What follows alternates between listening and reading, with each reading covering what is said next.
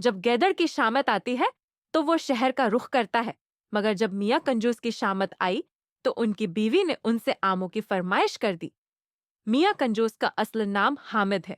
खां था, मगर मोहल्ले का हर छोटा बड़ा कंजूसी की वजह से उनको मियाँ कंजूस कहता था। खैर, मियाँ कंजूस ने फरमाइश सुन तो ली, फिर बहुत हिम्मत करके अपने संदूक में से कुछ पैसे निकाले और बहुत शान से अपनी जेब में रखकर बाजार का रुख किया। सबसे पहले एक आम वाले के पास पहुंचे और दाम मालूम किया तो पता चला 150 रुपए किलो। ये सुनते ही मियाँ कंजूस कानों को हाथ लगाते हुए बोले, अरे भी आतने महंगे, कुछ तो कम करो। ये सुनकर आम वाले ने जवाब दिया, उससे सस्ते लेने हैं तो आगे जाओ। मियाँ कंजूस फौरन आगे हो लिए। आगे चलकर दाम दरियाफ्त करने पर मालूम हुआ कि आम 150 रुपए किलो ही हैं। दाम सुनकर कंजूस माया बुरा सा मुना बनाकर उस है से बोले, खुदा का खौफ करो, आतने महंगे आम बेचते हो, इतना अमदा माल सस्ता नहीं मिलेगा। आम वाले ने कहा। अब मया कंजूस एक और आम वाले के पास पहुंचे। आमों की हालत काबिल-दीद थी, पच के गले सड़े जिनसे रस भरा था। हजारों की तादाद में मक्खियां भनभना रही थीं। मया कंजूस ने पूछा, भाई आम क्या किलो दिए हैं? आम वाले ने जवाब दिया, सबसे सस्ता लगाया है, सिर्फ उसी रुपए किलो। मियाँ कंजूस गुस्से से झुंझलाए और बोले, इतने खराब आम इसी रुपए किलो? आम वाले ने कहा, बाबूजी, आज हिंदुस्तान में हर साल हिंदुस्तान के हर शहर में से सस्ता आम कहीं नहीं मिलेगा। हाँ, आपको मुफ्त चाहे तो वो सामने कन्वे पर आम का दरख्त लगा है, वहां से तोड़ लो।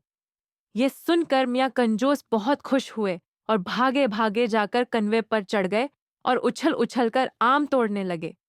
अचानक उनका पैर फिसल गया और मियाँ कंजूस कन्वे में जा गिरे। वो तो खैर हुई कि कनवा खश्क हो गया होता था, मगर मियाँ कंजूस गिरते ही उठ खड़े हुए और कपड़े झाड़कर कन्वे में पड़े हुए आम उठाकर झोली में भरने लगे। मगर जब ऊपर नजर उठाई तो बहुत परेशान हुए कि अब कन्वे से किस तरह निकला जाए। ये ख्याल आते ही मियाँ कंजूस लगे चीखने चलाने। इसी वक्त उधर से एक घोड़ा गाड़ी वाला गुजरा।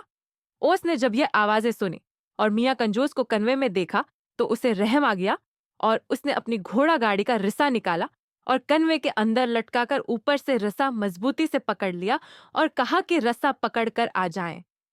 मियाँ कंजूस ने ऐसा ही किया, मगर अभी जरा सा ही चढ़े थे कि घोड़ा गाड़ी वाला उनका वजन न सह सका और धड़ाम से कन्वे में आन गिरा और मियाँ कंजूस दोबारा कन्वे में परेशान होकर चलाने लगे। आन के साथ घोड़ा गाड़ी वाले ने भी चलाना शुरू कर दिया। अचानक इस आम के दरख्त का मालिक वहां पहुंच गया। उसने देखा और हैरान होकर पूछा कि तुम दोनों कन्वे में क्या कर रहे हो? तब मियाँ कंजूस ने तमाम बात उस आमों के मालिक को बताई। मालिक ने कहा, अगर आप मुझे 200 रुपए दें तो मैं आपको निकाल दूंगा। ये सुनकर मियाँ कंजूस ने चारों ना चार वादा कर लिया और जब दोनों को मालिक ने बाहर निकाल दिया तो मियाँ कंजूस ने मजबूरन 200 के नोट मालिक को दिए और खाली हाथ घर आ गए।